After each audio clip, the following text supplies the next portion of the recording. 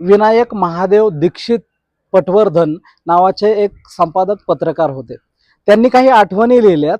त्यातलीच एक आठवण म्हणजे मुंबईमध्ये भायखळा येथे भायखळा भाजी मार्केटमध्ये गाडगेबाबांचं कीर्तन होणार आहे असा निरोप संपादक पत्रकारांना डॉक्टर बाबासाहेब आंबेडकरांनी पाठवला आणि त्या कीर्तनाला आपण उपस्थित राहावा असा आग्रह बाबासाहेबांनी पत्रकारांना केला. बाबासाहेबांच्या आग्रहाखातर काही पत्रकार संपादक भायखळ्यातल्या त्या भाजी मार्केटमध्ये होणाऱ्या कीर्तनाला सायंकाळच्या टायमाला आले आणि पटवर्धन ही बाबासाहेबांच्या सोबत त्या कीर्तनाला गेले. पटवर्धन लिहितात की ते सगळं कीर्तनाचं ठिकाण पाहून भाजी मार्केट म्हणजे काय तर अस्वच्छता, दुर्गंधी, भाज्या अस्ताव्यस्त पडलेला हे रोजचं असायचं.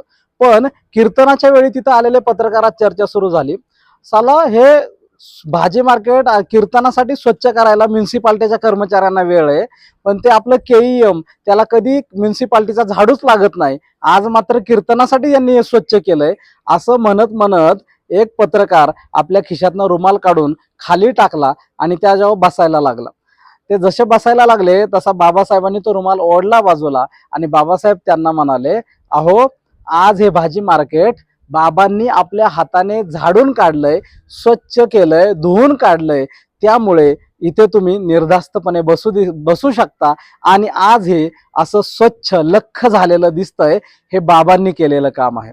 असं म्हणत म्हणत स्वतः बाबासाहेब आंबेडकर भाजी मार्केटमध्ये तिथे मांडी घालून खाली जमिनीवर बसले. सगळे पत्रकारही त्यांच्या आजूबाजूला बसले. बाबांचं कीर्तन सुरू झालं. बाबांचं कीर्तन रंगात आलं आणि कीर्तन रंगात आलेलं असताना ग्रुपमधले तटनीस नावाचे एक ग्रस्त उभे राहिले. कीर्तन सांगणाऱ्या बाबाकडे पाहत तटनीस म्हणाले, महाराज एक शंका आहे, विचारू का?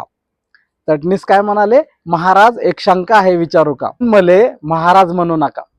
तुमच्या साऱ्या प्रश्नाची उत्तरं देणारा, सगळ्या उत्तराचा धनी तुमच्या बाजूला बसेल ते खरे महाराज आहे. गोर गरीब लोकांसाठी, समाजासाठी ते लढणारे महाराज आहे आणि ते तुमच्या पलीकडं जमिनीवर बसून आहे.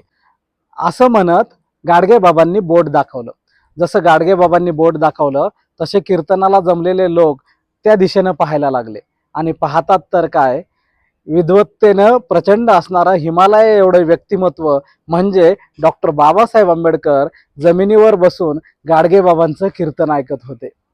आपल्या वाणीतून प्रबोधन करणारे गाडगेबाबा उभे होते, तर दुसरीकडे याच समाजाच्या उन्नतीसाठी झटणारे, आभाळा एवढं काम असणारे डॉक्टर बाबासाहेब आंबेडकर जमिनीवर बसून गाडगेबाबांचं कीर्तन ऐकत होते. गाडगेबाबा आणि डॉक्टर बाबासाहेब आंबेडकर यांच्यातला हा विचारांचा दुवा आपल्या लक्षात आला पाहिजे. आपल्याला हेही माहित आहे की गाडगेबाबा डॉक्टर बाबासाहेब आंबेडकरांच्या स्टेजवर जात नव्हते. ते म्हणाले होते की बाबासाहेब, तुमच्या एवढ्या महान विद्वानाच्या स्टेजवर येण्याची माझी लायकी नाही. म्हणून गाडगेबाबा स्टेजवरही आले नाहीत आणि त्याच गाडगेबाबांच्या विचारपीठाच्या समोर बसून बाबासाहेब कीर्तन ऐकत होते. हे गाडगेबाबा आणि डॉक्टर बाबासाहेब आंबेडकर यांच्यामध्ये असणारं विचारांचं नातं होतं. हे विचारांचं नातं त्यांनी जपलं होतं. दोघांच्याही कार्याचा ते आदर करत होते. हे महान नातं जपणारे आणि दोघांच्या विचारांचा आदर करणारे महान समाजसुधारक आपल्याला लक्षात आले पाहिजेत. अशा महान गाडगेबाबांना व विश्वरत्न डॉक्टर बाबासाहेब आंबेडकरांना विनम्र अभिवादन.